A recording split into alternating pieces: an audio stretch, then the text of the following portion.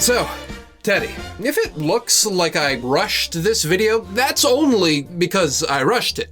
Before I forget. Moving on. Another year of BWDB going MIA. But, Teddy, a promise is a promise. So, here I am again, just in time for Christmas, against all odds. I'm like the Santa of YouTube if Santa was starting a new job next week, and also moving this week. Oh, I'm gonna die. To put how little time I have for this in perspective, in interviews, when I'm asked, what's your greatest weakness? The weakness I cite that's secretly a strength, it's always perfectionism. And I showed up looking like this. True story, by the way, I am a prolific interviewee. Being laid off will do that to a guy. That was in February, and then I thought, I'll probably get that job back soon, and then it was October. Well, that's as good a backdrop as any for a 2023 Yule vlog. So let's do that. Let's do one of those. Rarely have I been accused of having my life together. I mean, just, That said, I did learn a lot this year. I don't really want to, reduce a year of a life into a list of pithy life lessons, but I am short on time. So let's do that. Let's do one of those. Number 1. Don't tell people it's been a hard year the same year you've accepted a proposal for marriage. This is an easy one, and I'm big enough to admit I learned this the hard way. The lead buried within this admission is that yes, I was proposed to, and yes, I said yes. Obviously, I said yes. I can't do better. Better than the best is not a thing I can do. Now, Teddy, you are in fact entitled to some complicated feelings about a year in which both good and bad things happened. But if you decide to communicate those feelings when the person who has made your year is present, proceed with just some baseline emotional intelligence. That's all you need, apparently. Hey, here's something we learned again and again this year, trying to find a home and a grad school and a wedding venue and insurance and money to pay for a home and a grad school and a wedding venue. Number 2. Adulthood is made up. No grown-up, not a one of them, not a single solitary soul knows what they are doing. Not experts, not masters, and especially not, as hard as it may be to accept, me. I made a pretty good graphite drawing a few months ago. It's made of tens of thousands of tiny little guesses as to what might look okay. Guesses informed by 20 plus years of experience. Still guesses. Now I know what you're thinking, Teddy. Surely someone, somewhere, at some point knew what exactly was up, my guy. Okay, I don't exactly have time for this, but here we go. The United States of America was invented 250-ish years ago, which sounds like a long time to a little guy like you, Teddy. But ask your dad, he's a history teacher. He'll tell you it's really not that long. When some schmoes of average intelligence, but above average education, by which I obviously mean wealth, by which I incidentally mean whiteness and maleness, the whole thing, told everyone, hi everyone, here's a pretty good idea for a country. We think, I mean, each of us almost agrees with some parts of it, and today their grand experiment is alive and, I was gonna say well, but a lot of it's on fire to varying degrees of metaphorically. So it's alive and doing less worse than a lot of other places are doing, and a lot of that's also probably our fault. That was a semester in civics right there,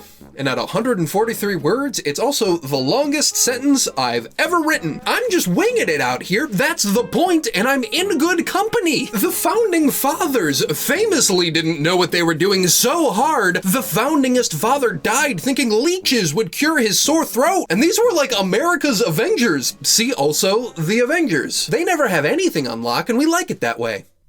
Over the summer, my friend Nick got married, and I delivered what I believed to be a competent best man speech. A funny series of factoids and stories about Nick's life and about our friendship that the other guests might not have known and might enjoy hearing. It was 3 to 4 times longer than the maid of honor's speech, and by the time I finished and handed the mic to the DJ instead of the father of the bride, I accidentally postponed his speech. And none of this is to say it wasn't ultimately for the best. I feel like every speech was the best version of itself, and the eventual timing of that last speech only maximized its emotional resonance. But I didn't know what I was doing. See also, marriage. What is that if not two people going, I bet this'll all work out just fine, and I'm getting married? It's not a value judgment, it's just true. We're all making it up all of the time. Anyone who says anything to the contrary is trying to fool you, or themselves, or both. I mean, I'm pretty sure. The extraordinary edge case, the only rule-proving exception I've found is your parents, Teddy. They're very smart and know exactly what they're doing. This is my holiday video. I don't know what I'm doing. Number 3, follow your dreams. I'm gonna go out on a limb and say you've heard this one before, but the reality of what it actually means almost makes it bad advice. Almost. Dreams are inconvenient. Following them has a cost. Time, energy, money, all things us big boys need to do anything, and that's good. In your one life in this world, Teddy, you should invest your finite time, energy, and money into the things you care about most. But the world doesn't always like it when you do that. You may well decide to pursue a life that makes you and or the fat cats who depend on your labor great yummy loaves of big fluffy dough, Teddy. But with any dream, any goal, any step, and any plan that doesn't instantly do that, you may well hear a voice between your ears telling you this is a misuse of your time, a drain on your energy, a waste of your money. That voice does care about you. It wants you to be safe, but it was trained by a world that doesn't always want the best for you, that ties your worth to capital, that's playing this game you never got to choose not to play, that says your worth as a person is determined by your productivity. An idea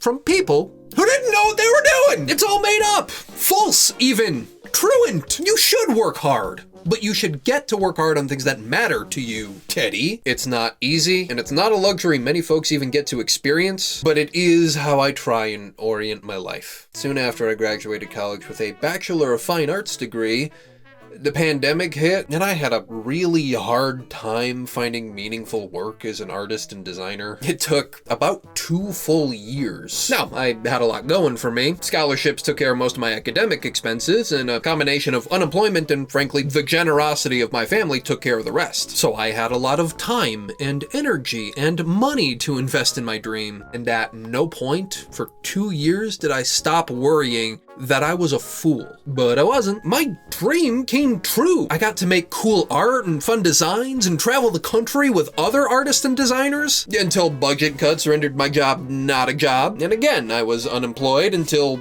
next week. It was scarier the second time around. I had rent to pay and a wedding to plan and a fiance who depended on me to help figure out what our lives were even gonna look like. Stubbornly searching only for work I found fair and meaningful to me made things harder. By the time we're married, I will have spent most of our relationship jobless, but therein lies the secret sauce that makes all of this work. Soon after the pandemic hit, Lauren found me and supported me and ultimately moved 2,500 miles to be with me, and then went back to grad school to change the trajectory of their entire life. Do you think any of that was convenient or painless or profitable, Teddy? I have in my life people, one of whom is the best, who share my inconvenient, painful, unprofitable belief that a person's worth is innate, even if he forgot to put his engagement ring back on between takes. Those are the people you want to surround yourself with and keep them a part of your life. They make the hard times less hard. They make dreams worth following. Right before I got laid off, I had an idea for a video. Simultaneously, the dumbest and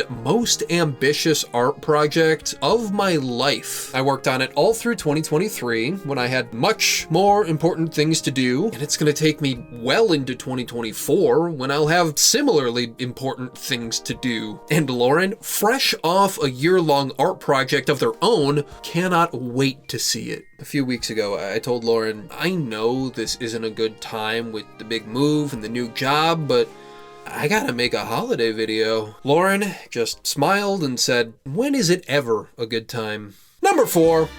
You and I do this for the rest of our lives. Now, this isn't so much a pithy life lesson as it is the way I end all my Yule vlogs. This video's over, is what I'm saying, Teddy. I'll see you, I love you, take care of yourself, and I'm being overcome by Christmas snow. Goodbye.